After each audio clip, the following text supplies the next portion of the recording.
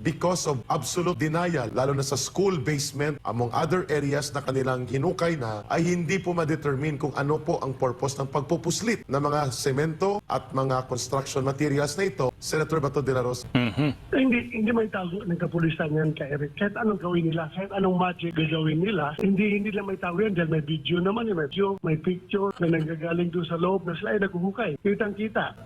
Hindi may tago yan ni General Torres sa atin dahil yung ibang pulis dyan na pinagalitan niya kung bakit nagkalat yung video yung sa kanilang paghuhukay ay nagsusumbong rin sa atin.